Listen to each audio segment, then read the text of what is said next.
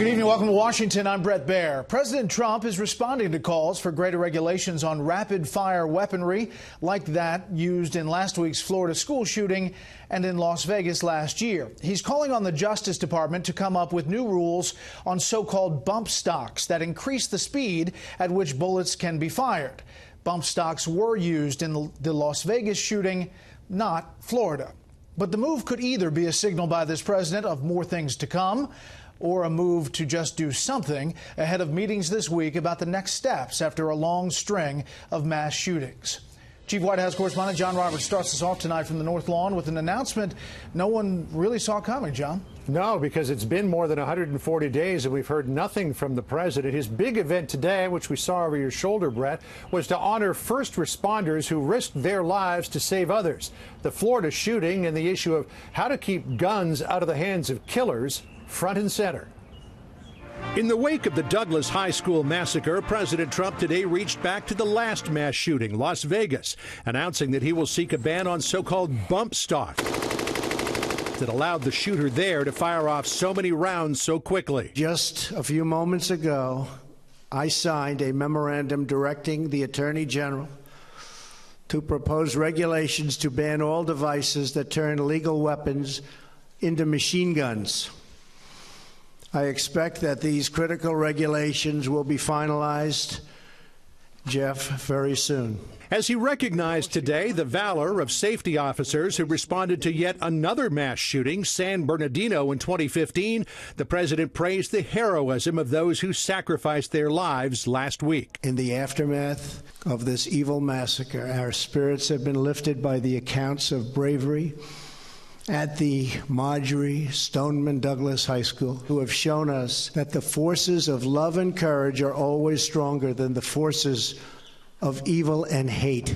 Douglas High School is the first mass shooting at a school since President Trump took office. Today he pledged to take steps he said would actually make a difference. The key in all of these efforts, as I said in my remarks the day after the shooting, is that we cannot merely take actions that make us feel like we are making a difference. We must actually make a difference. The president will hold listening sessions this week on school shootings. Tomorrow, he will meet students and teachers from Douglas High School, Sandy Hook Elementary, and other schools. Thursday, he'll meet with state and local officials to hear what they have to say.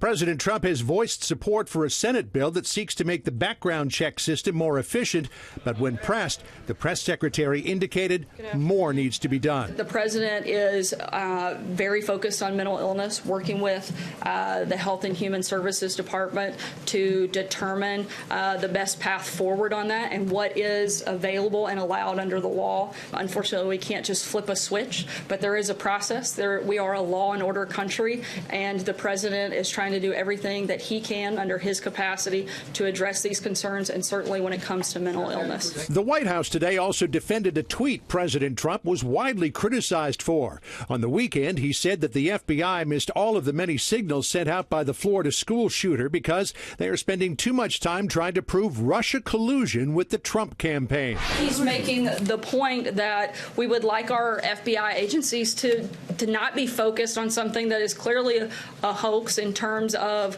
investigating the Trump campaign and its involvement. 4 days after Robert Mueller announced indictments against 13 Russians for interfering in U.S. elections, President Trump today faulted the Obama White House for not taking Russian meddling more seriously.